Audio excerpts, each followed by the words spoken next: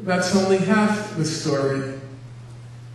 For the other half, if I can give you a homework assignment, it's been some time since I've been in a classroom, so I'll take advantage of being in a grade school and give you all an assignment.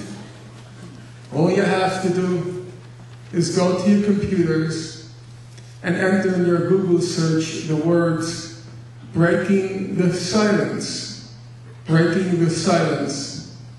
And if you enter those words, what will come up on your screen is one of the collections of testimonies by Israeli soldiers.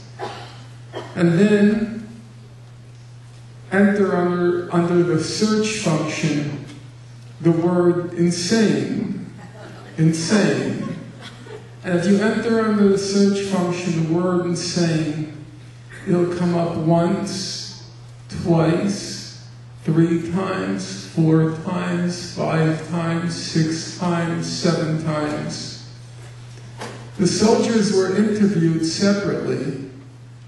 They weren't cueing each other, but the same word, it leapt to mind for one soldier after another.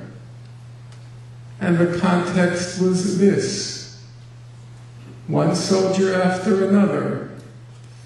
Israel used insane amounts of firepower in Gaza. Israel used insane amounts of firepower in Gaza. Israel used insane amounts of firepower in Gaza. There were no battles. There was no fighting. There was no tangling with the foe. But Israel used insane amounts of firepower in Gaza. One soldier said, "This was firepower such as I had never known. There were blasts all the time.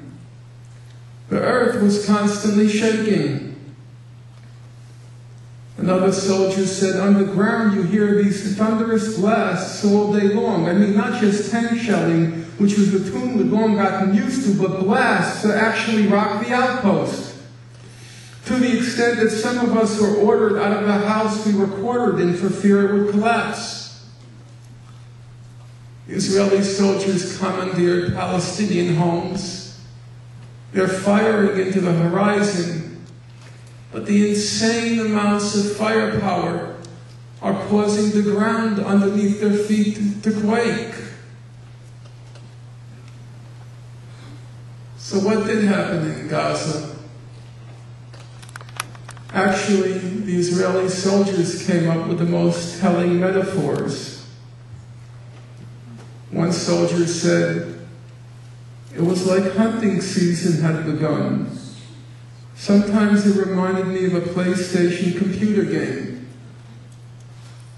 Another soldier said, "You felt like a child playing around with a magnifying glass burning up ants." You felt like a child with a magnifying glass burning up ants. I was a kid once. I had my magnifying glass. I can still see now in my mind's eye, focusing the rays of the sun on the anthills, turning the ants into crispy critters. I'm not proud of it, but I don't suffer and didn't suffer then under the delusion that I was engaged in a war with the ants.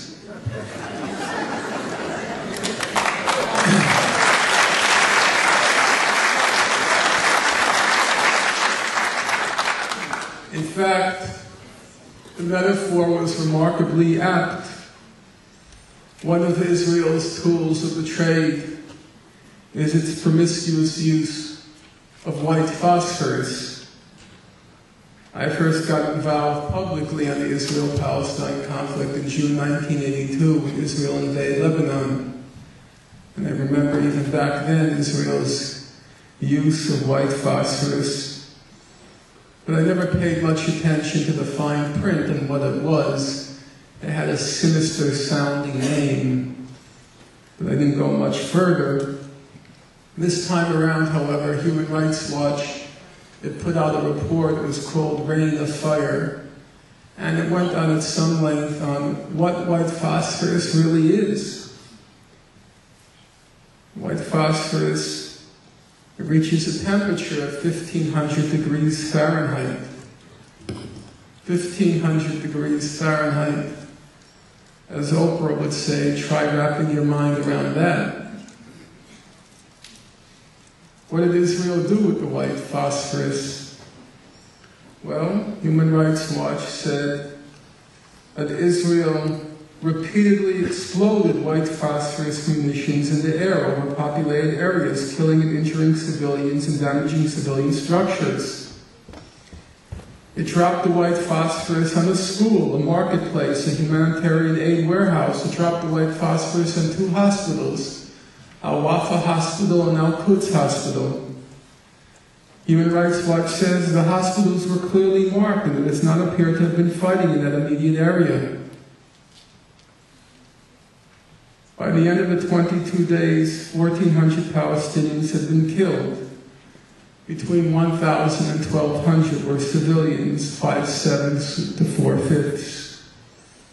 On the Israeli side, 13 Israelis were killed, 3 civilians, 10 combatants. Of the 10 combatants, half were killed by other Israelis by accident, friendly fire. So for every 100 Palestinians killed, 1 Israeli was killed. For every 400 Palestinian civilians killed, 1 Israeli civilian was killed. That's evidently not a war. It's a bloodbath.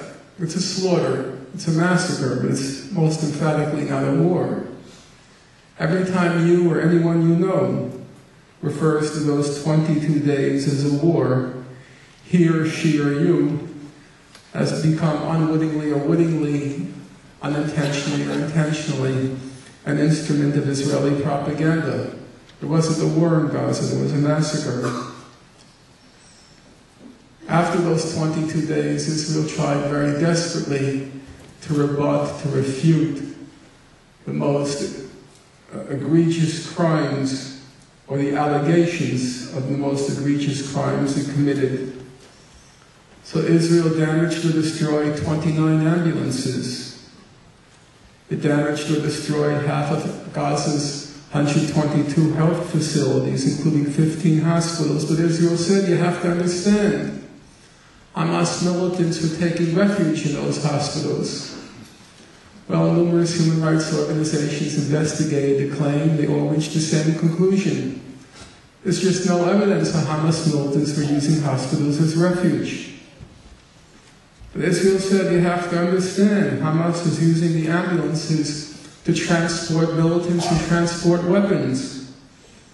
All the human rights organizations invested that allegation. They came to the same conclusion. There's just no evidence to support it. In fact, Israel's own ambulatory service, Magen David Adom, it testified, now I'm quoting, there was no use of Palestinian ambulances for the transport of weapons or ammunition. It just never happened.